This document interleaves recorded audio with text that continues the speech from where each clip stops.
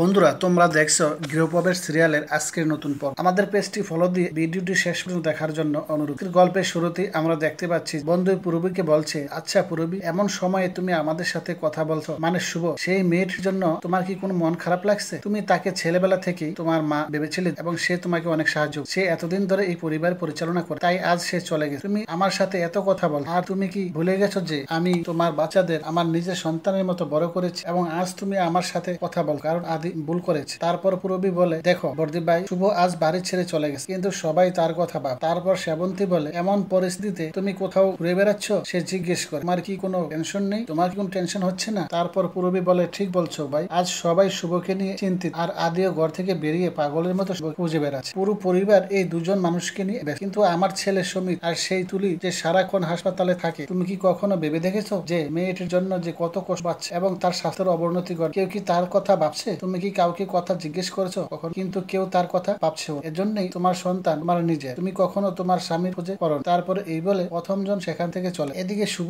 রান্নাঘরে আসতে দেখা, সেই রান্নাঘরের কথা ভাবছে যে সে নিজের হাতে এত সুন্দর করে সাজিয়েছে এবং ভাবছে যে একদিন আমি এই রান্নাঘরটি নিজের হাতে সাজিয়েছি আর আমি আজ আমাকে এই বাড়িতে অন্য রূপে থাকি, একটি ভিন্ন পরিচয় বাস করতে হচ্ছে। তারপর শ্রাবন্তী এসে বলল যে, কি হয়েছে, তুমি এখানে এভাবে দাঁড়িয়ে আছো কেন? আর তোমাকে যা যা করতে বলা হয়েছে তুমি তাই করো, ঠিক মতো কাজ করো, আর কিছুক্ষণ পর তোমাকে বাড়ি ফিরে যেতে হবে। তাহলে তুমি এখানে দাঁড়িয়ে কি করছো? দিকে রঞ্জনা তার স্বামীকে বলে যে, দেখো এই মেয়েটিকে দেখে তোমার কি একটু অদ্ভুত লাগছে না? মানে ও হঠাৎ এখানে এসেছিল। তারপর মেয়েটি ছোকা বলে যে, তুমি কি বল, মানে শুভ বাড়ি থেকে চলে গেছে, ও কোথা থেকে তা নিয়ে আমার কোনো চিন্তা নেই, আর ও বাড়ি ফিরেছে, এখন নদিয়ায় সবকিছু সে কিভাবে সামলায়? আর তুমি কি একেবারের জন্য তার অনুভূতি অনুভব করছো না? তুমি কখনো একজন অচেনা লোকের সাথে আছো? এদিকে শুভ এই কথা শুনে বলে যে, এই বাড়িতে অন্তত একজন লোক আমার কথা ভাবছে। তারপর শুভকে জিজ্ঞেস করা হয়, এতক্ষণ এখানে দাঁড়িয়ে সে কি ভাবছিল? তারপর শুভ, আমি মশলা বাটি নিয়ে কথা বলতে শুরু। তারপর বলে যে, এখানে এত মশলা আছে, আমি এটাই দেখি। তারপর সেবন্তী বলল যে, ঠিক আছে। তারপর শুভ বলল, হ্যাঁ আমি জানি। তারপর তাকে সেই মশলাগুলোর নাম উল্টো করে বলতে হয়, যা শুনে রঞ্জনা হেসে ওঠে। তারপর সেবন্তী বলল, ঠিক আছে,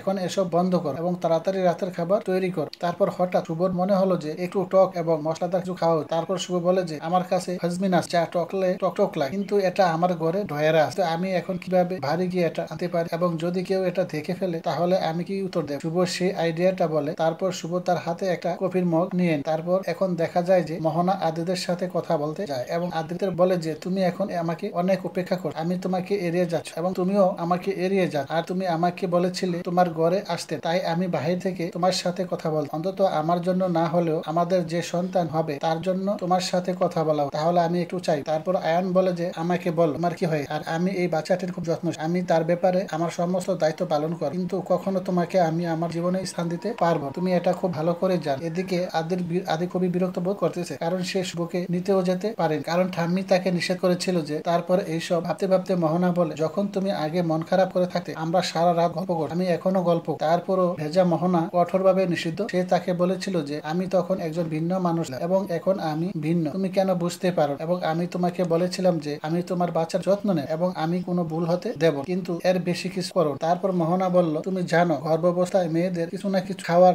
ইচ্ছা যায়, আমারও একই সমস্যা ছিল এবং এই বাড়িতেও আমি কাকে বল, তাই আমি তোমাকে বললাম, তুমি জিনিসটা বুঝতে পার, আমি সত্যি অ্যাভোকাডো খেতে চাই। তারপর আদি বলল, ঠিক আছে। তারপর আদি শিরিনকে ফোন করে মোহনার জন্য অ্যাভোকাডো পাঠা। তারপর আদি মোহনাকে বলল যে, শোনো মোহনা, পরের বার থেকে যদি তোমার কোনো কিছু প্রয়োজন হয় তাহলে তুমি শিরিনকে জানা, তারা তোমাকে এখনই সাহায্য। অন্যদিকে দেখা যাচ্ছে যে ও তার বাড়িতে যাচ্ছে, সে সেই ঘরে ঢুকে সেখানে থাকা কাশ্মীর বোতলটি নিয়ে গেছে আর তখন আদির বাড়িতে যাচ্ছে। তারপর আদি শুভকে জিজ্ঞেস করে, তুমি এখানে কি করছো? দিকে আকাশ তার মায়ের সাথে কথা বল। আকাশ মোহনাকে ফোন করে তার সম্পর্কে জিজ্ঞেস, তুমি ঠিক আছো না বলো। মোহনা বলে, হ্যাঁ আমি এখানে ঠিক আছে। আর আকাশ আমাকে বলে যে যদি কোনো সমস্যা হয় তাহলে আমাকে ফোন কর। এদিকে শুভ কিছু অজুহাত দেয়, কারণ তার হাতে কফি। তারপর সে আদিকে বলল যে সে কফি এনেছে, আর তাছাড়া পরের বার থেকে তুমি আমার অনুমতি ছাড়া আর কখনো আমার এই ঘরে আসবে। তারপর শুভর ছবি হাতে ধর। আদি তার কথা ভাবতে শুরু করে। এদিকে শুভ দরজার বাইরে দাঁড়িয়ে সবকিছু দেখছে। তারপর শুভ বলে, না আমাকে এখন শক্ত হতে হবে, কারণ আদিকে এই খিচুড়ি থেকে বের করে আনতে আমাকে শক্ত হতে হবে এবং যদি আমি তাকে ধরে ফেলি তাহলে এটা মোটেও ভালো কাজ হবে না। তারপর যখন আদি কফির কাপে চুমুক দেয় তখন শাকটা খুব পরিচিত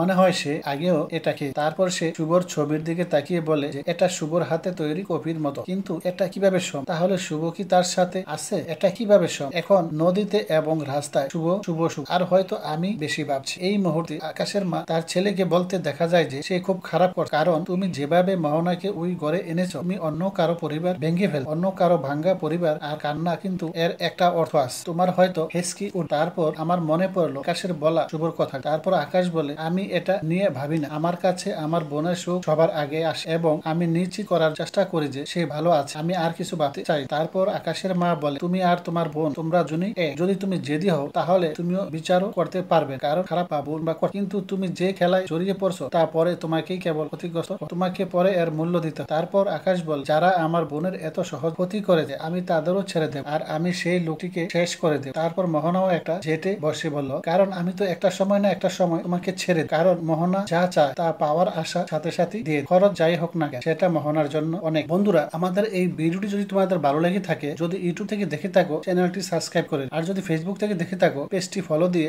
লাইক শেয়ার কমেন্ট করে অন্যকে দেখার সুযোগ করে। ধন্যবাদ।